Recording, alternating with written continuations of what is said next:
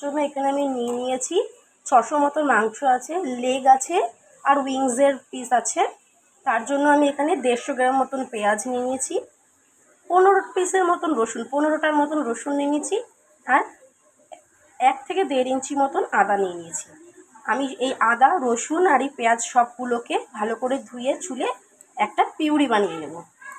আর এই চিকেনটাকে আমি এখন কোনো ম্যারিনেশন করব না, ছাকা তেলে ভেজে নেব।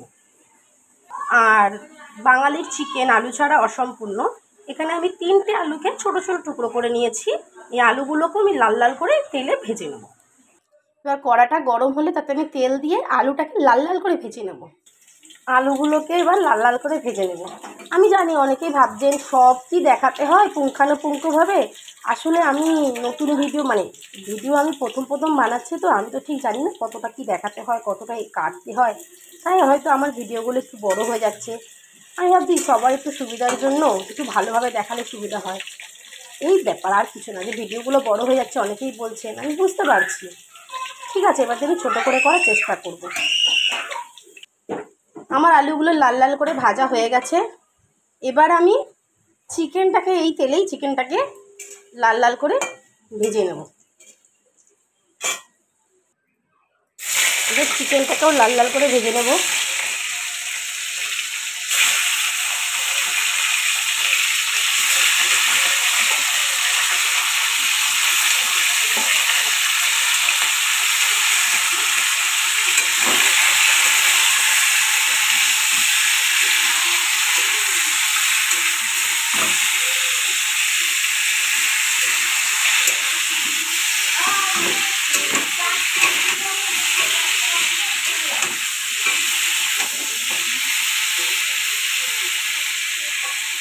আর আমি পেস্ট করা পুরো মশলাটা এর মধ্যে ঢেলে দেব।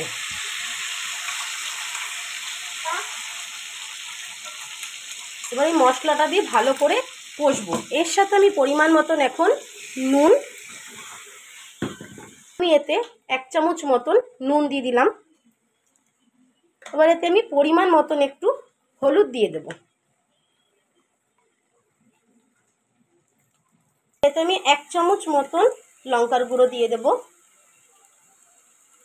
দিয়ে দিচ্ছি 1 চামচ মতন জিরের গুঁড়ো, দিয়ে দিচ্ছি 1 চামচ মতন ধনের গুঁড়ো, দিয়ে সব কিছু দিয়ে এবার আমি এটাকে কষবো। এতে একটু হালকা জল দিয়ে দেবো কষানোর সময়। এতে আমি মশলার বাটি ধুয়ে একটু জল দিয়ে দিয়েছি। এবার দিয়ে দেবো আমার ঘরে তৈরি আলাদা একটু গরম মশলা, যেটা আমি মোটামুটি সব রান্নায় ব্যবহার করি।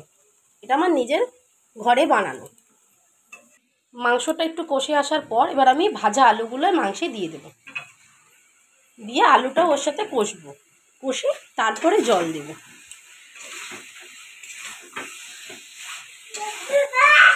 মাংসের কাঁচা গন্ধ চলে গেলে, মাংসটা ভালোভাবে কষে গেলে, দেখতেই পাচ্ছ মাংস দিয়ে তেল ছেড়ে দিয়েছে, মশলা উঠে আসছে, মানে মাংসটা ভালো মতন কষে গেছে। এবার আমি এতে 2 কাপ মতন জল দিয়ে দেবো।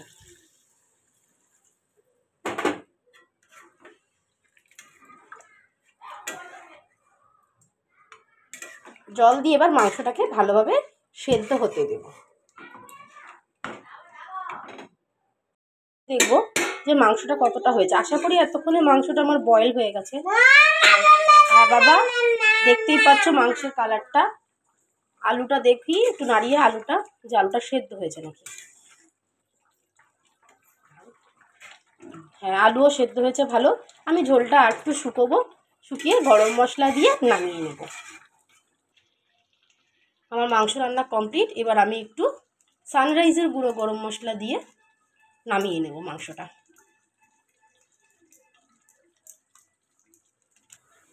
ফাইনালি আমার চিকেন কমপ্লিট। দেখতে পাচ্ছ গরম গরম ধোয়া উঠছে।